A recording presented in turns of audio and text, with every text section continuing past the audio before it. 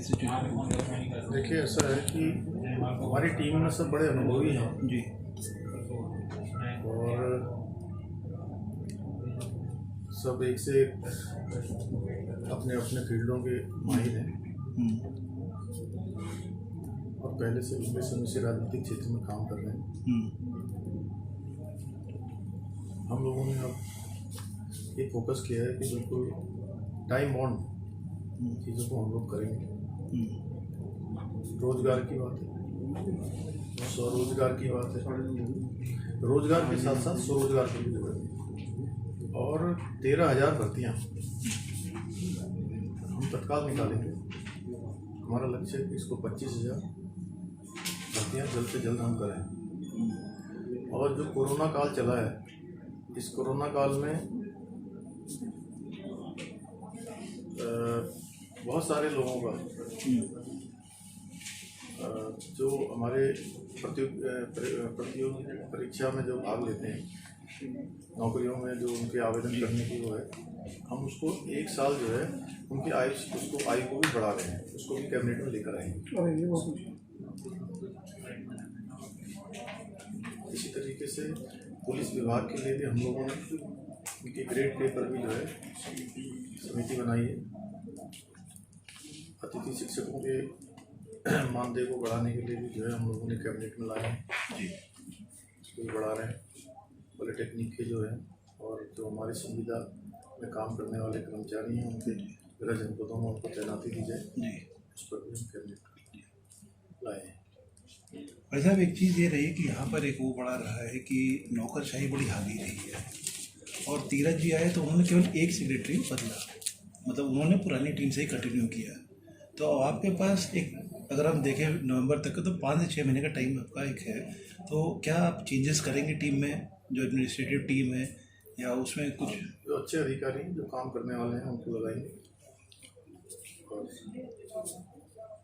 आपको दिखाई देंगे चेंजेस दिखाई देंगे।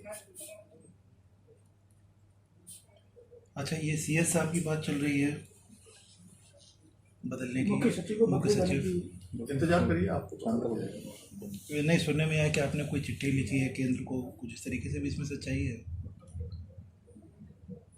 मैंने कहा कि आप इंतजार करिए, आपको बहुत जल्द उसका परिणाम दिखाई देगा कि जो चेंज हो रहे हैं। जी जी जी। अच्छा, और इस चीज़ को आप कैसे देख रहे हैं कि कांग्रेस जो है ये इसको मुद्दा बना रही है कि भाई 3 महीने में 4 महीने में 3 CM बदले गए, इसको आप, अगर पब्लिक आपसे आती है तो किस तरीके से आप इसको काउंटर करेंगे साहब? ये परिस्थितियाँ पैदा हुई हैं, लेकिन हमारा ये है कि हमारी सरकार ने पिछले 4 सालों में बहुत सारे काम किए हैं उत्तराखंड के विकास के लिए।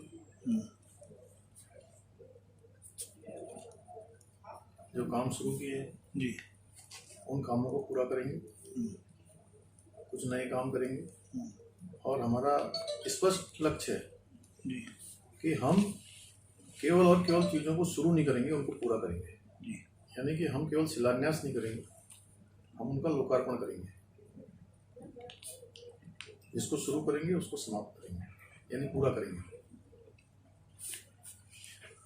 सर, 3 CM बदले जाना, तो क्या आपको कहीं लगता है कि पार्टी के अंदर कुछ वो था, ये बदलाव इलेक्शन ईयर में क्यों? देखिए, सरकार वही है, केवल चेहरे बदले हैं और जो मोदी जी का मूल मंत्र है, ध्येय वाक्य है, सबका साथ, सबका विकास और सबका विश्वास, उसको लेकर हम जाएंगे। और जहाँ तक हम विरोधी दलों की बात करें तो उनके पास कोई मुद्दा नहीं है। जी।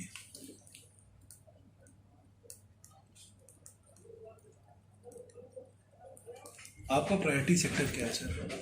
क्या आप देखते हैं कि जिस चीज़ को आप बिल्कुल प्रायोरिटी पे अभी सीख रहे हैं, एट द अर्लीस्ट आप? ये सब हमने जो रोजगार और ये सब चीज़ें जो दी हैं जी, कोरोना में, जो लोग बेरोजगार हो गए हैं, जिनके घरों में आज जो है खाने की परेशानी हो गई है, राशन की परेशानी हो गई है, 4 धाम यात्रा हमारा यहाँ के लोगों के लिए बहुत बड़ा वो है, जी, रोजगार का साधन है। वो भी बहुत प्रभावित हुआ है। हमारे प्रयास है कि जल्द से जल्द वो भी शुरू हो। जी, टूरिज्म एक फाइनेंशियल बैकबोन है स्टेट की, और अभी को चारधाम यात्रा को लेके और टूरिज्म को प्रमोट करने के लिए कुछ आपके पास ऐसा प्लान है, कुछ ऐसा? कर रहे हैं हम लोगों का। देखिए, ऐसा है कि पहले से ही जब ये राज्य बना था, हमारा पर्यटन और ऊर्जा दो इसके मूल अवधारणा में थी। तो निश्चित रूप से टूरिज्म बड़े जो हमारा इस महामारी में प्रभावित हुआ है वो रिकवर हो, उसके साथ साथ अन्य क्षेत्रों में भी रोजगार उसके माध्यम से मिले। जैसे पहले ये आया था सब कि आप लोग सुप्रीम कोर्ट जा रहे हैं, फिर बाद में ये चीज़ हुई कि अभी सुबोध जी ने कहा कि हम लोग देख रहे हैं कि एक एप्लीकेशन हाई कोर्ट में डाले हैं, हाई कोर्ट पिटीशन, तो उसको वो कर रहे हैं। तो सुप्रीम कोर्ट जाने का स्टैंड है अभी, या कुछ इसमें एक बार पुनर्विचार कर रहे हैं कि हम हाई कोर्ट में जाते हैं? जो सुबोध जी ने कहा उसमें कंट्राडिक्शन मत करिए। ठीक है वो हमसे जी। अच्छा, एक और फैक्टर यहाँ का था कि लोकायुक्त का नियुक्ति का बहुत लंबा एक हो रहा है मतलब आपकी सरकार का है नहीं कि भ्रष्टाचार का? भ्रष्टाचार, क्योंकि जो एन जी हमेशा ये कहते रहे कि भाई हमारा तो काम इतना अच्छा चल रहा है कि हमें लोकायुक्त की ज़रूरत नहीं रही है। नहीं, आपको कहीं भ्रष्टाचार नहीं दिखाई देगा। हमारी प्रायोरिटी है कि भ्रष्टाचार को जड़ से समाप्त करना है, बिल्कुल पारदर्शी शासन देना है। इस पर मेरे पूर्ववर्ती लोगों ने भी काम किया, मैं भी इसी पर काम कर रहा हूँ। लोकायुक्त पर आपका क्या मानना है कि लोकायुक्त आना चाहिए, या नहीं, हम लोगों का स्पष्ट क्योंकि मानना आपका है चुनावी घोषणा पत्र में भी था ही। पारदर्शी शासन रहेगा। एक तीरथ सिंह रावत जी ने जाने से पहले 2000 करोड़ की घोषणा की थी, जिसमें ये सारे जो आपने भी पॉइंट बताया, इसमें पर्यटन में पीछे जो कोरोना से मरे हैं उनको 50,000 माजी तो तैयार है, इस दिनों को पूछ ले, हो सकता है तेरा बेटा शाम तक मुख्यमंत्री बन जाए। तो कहीं ना कहीं आपको इसकी भनक तो थी। नहीं, मेरा नाम चल रहा था, तो नाम चल रहा था तो माजी को ऐसा कुछ नहीं कहा। मैंने कहा कि आप अखबारों में चला पैसा को। वो जो पूछती थी माजी जो है तो क्या हो रहा है क्या हो रहा है, तो उनको मैंने हमेशा की तरह कि मैंने कहा कोई ऐसा नहीं है। मैंने कहा पार्टी जो भी जिम्मेदारी देगी जो होगा ऐसा कुछ नहीं है कि मुझे जानकारी नहीं थी इसकी पहले से। क्योंकि वैसे भी बड़ा सरप्राइजिंग है, विकीपीडिया ने कई घंटे पहले आपको मुख्यमंत्री घोषित कर दिया था। विकीपीडिया ने आपको बहुत पहले सीएम घोषित कर दिया था। इसको आप सहयोग मानते हैं या प्रयोग मानते हैं पार्टी? देखिए, ये भारतीय जनता पार्टी, मेरी माँ जिन्होंने मुझे पैदा किया है, एक माँ मेरी वो है, एक मेरी माँ मेरी जन्मभूमि है, और एक माँ मेरी पार्टी है, जिसने एक सैनिक के पुत्र को, एक सिपाही के बेटे को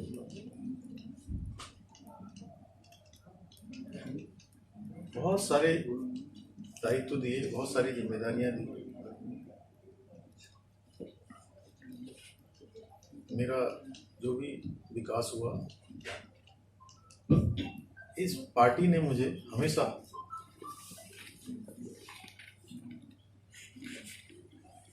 माँ के आंचल की तरह छांव देने का काम किया, हमेशा इतना स्नेह दिया और मुख्य सहायक की भूमिका करने के लिए मेरे को चुना।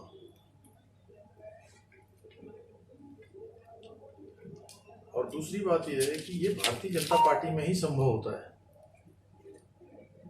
यहाँ किसी को पता नहीं होता है कि कब कौन बन जाएगा। मेरी पार्टी ने मुझे जो काम दिया है, मैं इसको संयोग मान के आगे बढ़ाऊँ, उत्तराखंड की जनता की उम्मीदों पर खरा उतरने का प्रयास करूँ, क्योंकि मैं स्वयं सीमांत क्षेत्र पिथौरागढ़ में पैदा हुआ, बड़ा हुआ, और कर्मस्थली के रूप में तराई, जो कि भारत नेपाल सीमा पर सैनिक बाहुल्य क्षेत्र है, कृषक बाहुल्य क्षेत्र है, साथ ही साथ जनजाति बाहुल्य क्षेत्र है, और एक लघु भारत वहाँ पर निवास करता है। उस क्षेत्र से मैं प्रतिनिधि चुना गया, लोगों ने मुझे अपना आशीर्वाद दिया।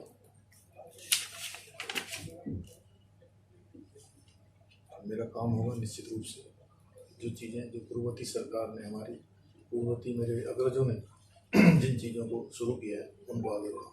जैसे एक बात देखने में आया कि सरकार सिर्फ देहरादून से जोड़ती है, अधिकांश देखने में आया है, पहाड़ी क्षेत्र हमेशा अब सरकार हर जगह से चलेगी। दौरे प्रस्तावित था आपके?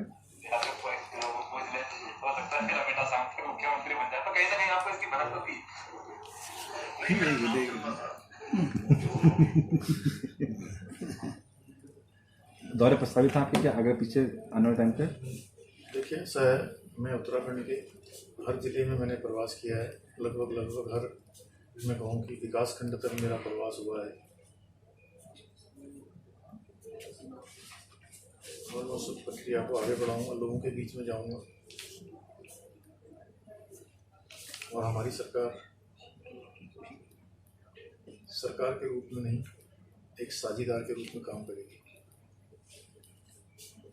जैसे अभी पिछले कुछ सरकारों ने लगातार ये किया कि उन्होंने अधिकारी भी तय किए जिलेवार, मंत्रियों को भी जिम्मेदारी जिलेवार कि भाई आप अभी ये जिले में जाएंगे, रात बिताएंगे, लेकिन ऐसा हो नहीं पाया।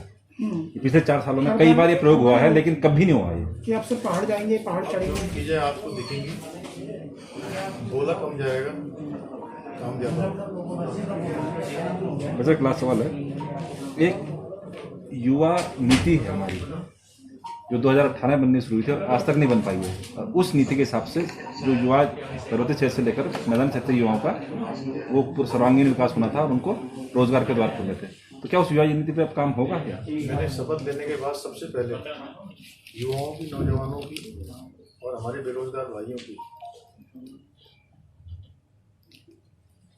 जो समस्या है रोजगार से जुड़ी, सबसे पहले हमने उसी को उठाया है। निश्चित रूप से मैं युवा राजनीति में रहा हूँ, छात्र राजनीति में रहा हूँ। मेरा प्रयास होगा कि नौजवान और युवाओं के मुद्दों को आगे लाया जाए।